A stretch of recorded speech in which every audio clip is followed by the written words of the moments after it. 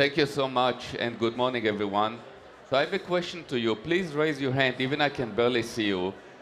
If any one of you knows what was your carbon footprint coming here today? No, you don't. So we keep talking about climate, but we don't understand the basic. We don't really have a data and understanding how much CO2 we are emitting or avoiding when we are taking any action. According to Johan, we need to reduce the carbon footprint by 50% every decade. And how can we do it if we don't understand the data? And that's exactly what we do.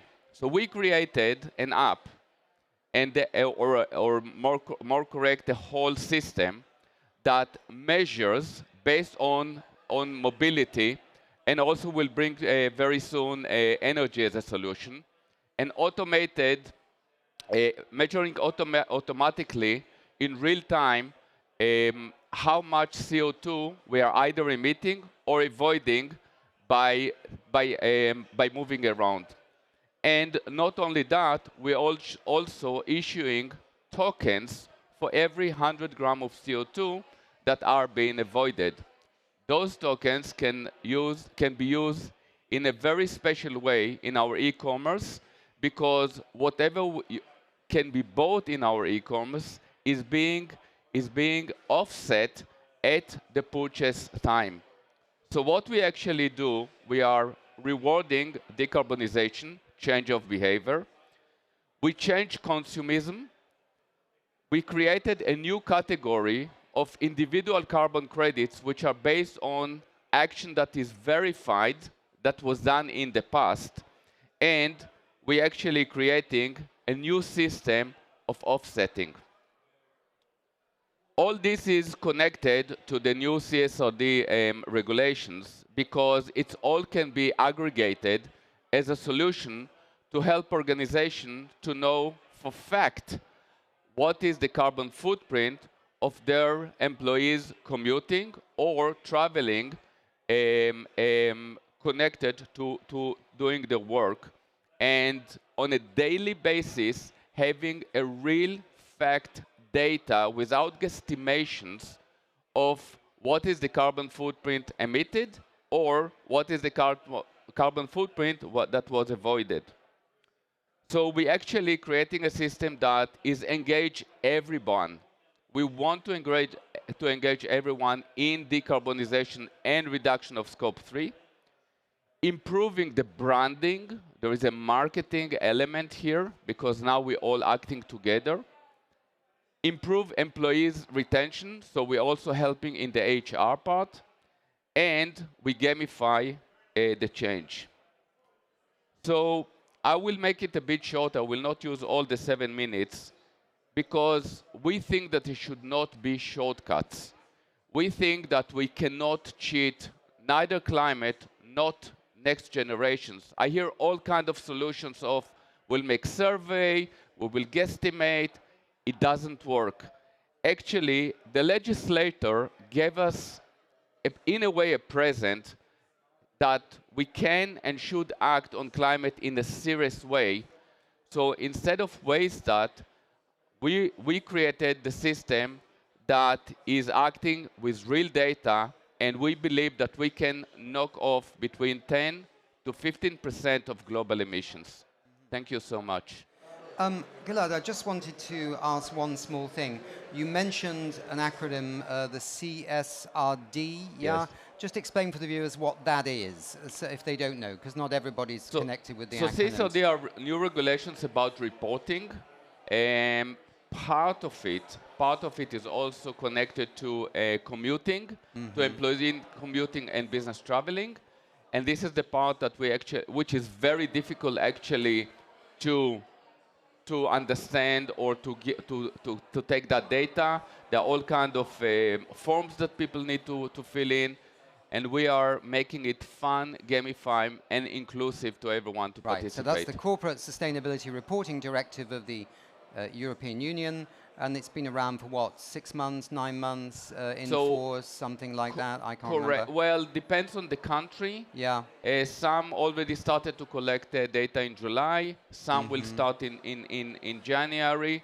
But the way we think is instead of looking at the hardship of legislation, Hmm. we can actually gamify it and make Right. everyone involved in decarbonization. Right, so this is a direct response for that, and obviously very exciting potentially because it means the company employees are involved in, yeah, in a sense, bringing down the emissions of the company they work for. Okay, so let's go to our wonderful panel. You've heard Gilad speak about this. I could see at the beginning you were thinking it's just another CO2 calculator, but then you linked it to other things indeed, a broader perspective, yeah, which we got. How would you advise Gilad to perhaps scale this up? Hmm.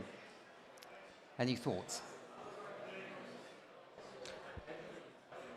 Well, it's always good to have a big distributor with you, together with you, with good recognition.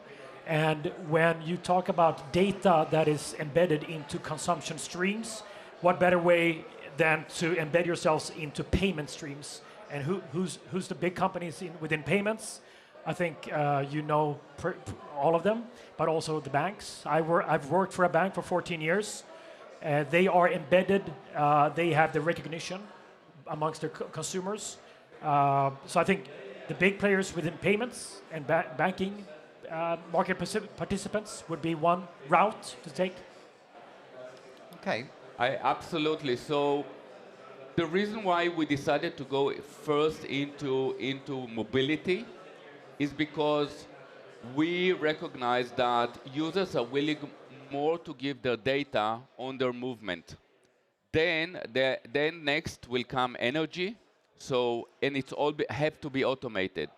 In order to move into food, fashion, and consumption, yes, we will then need the data, the financial data, but the plan is to do it when Cora is becoming big enough, recognized.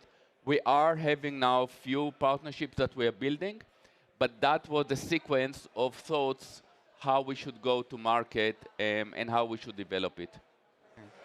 Any other thoughts from our panelists? Maybe real quickly.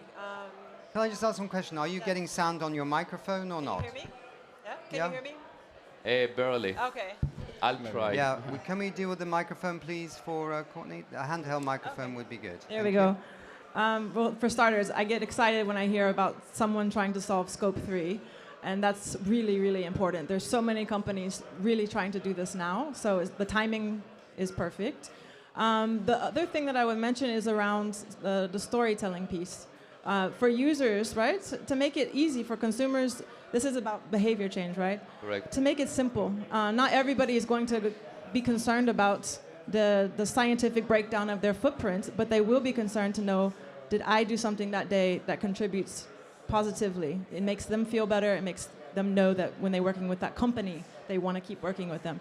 So I'll keep it short and sweet, but I would just say that making sure that when you're doing your segmentation, the conversations with the banks or the other B2Bs are going to be different than how you're going to package and wrap it and make that story feel close to home, just as you opened up when you said, what's our carbon footprint getting here today? Mine was 0 because I walked, so. So I appreciate that, and what we do, we are now bringing in more engagement in a simple way, like leaderboards. How do I do in comparison to my peers? How we do as a community. So all this, as you say, in a very simple way, and there are different ways to simplify things, but simplicity, I agree. Most people want things to be simple for them to understand. So point well taken. Okay, thanks. Great presentation. So first on the market potential, I agree there is tremendous opportunity in the area. We estimate that 10% of the wealthiest, which we are part of, represent maybe 50% of the global emissions.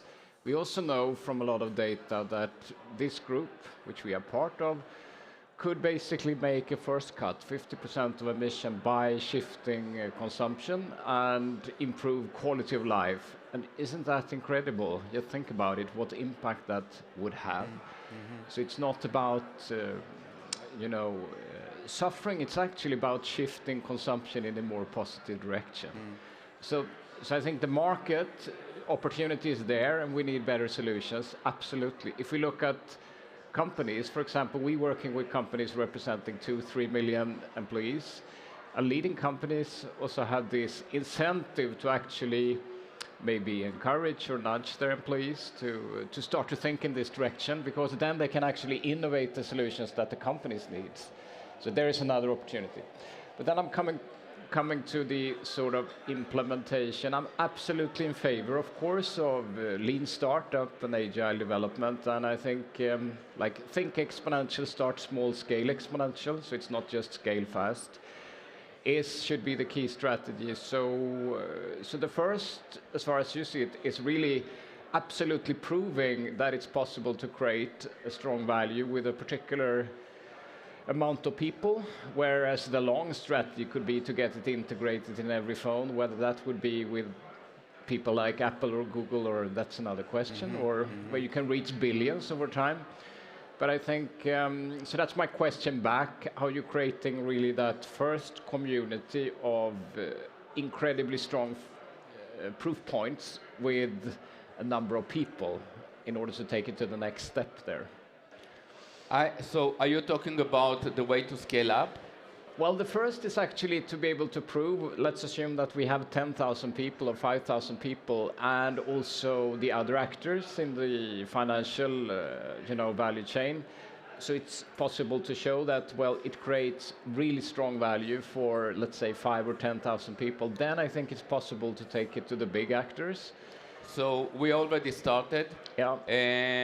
We already have few customers. Our first customer just reported to us that they managed to reduce 1 ton of CO2, and this is a relatively small team. It's only 100 people.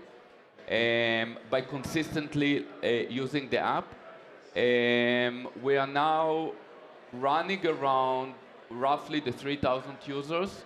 We're already piloting with 2 NHS trusts with 35,000 employees, so we started there as well. NHS being the National Health Service in the UK. Thank you for saying that. So we definitely see a path to growth, and when you actually give a tool that's saying, hey, instead of just talking about climate, start to act, and you will be rewarded by changing your behavior, or improving and helping us to reduce scope 3, and we all together doing that, this is super scalable. And like you mentioned, of course we want to reach to the 2-3 million. According to our research, there are approximately 80 million employees or companies that employ 80 million people in Europe only, plus the UK, which can be affected. We have to stop there. We're right on deadline. Thank you very much indeed. Thank you so much.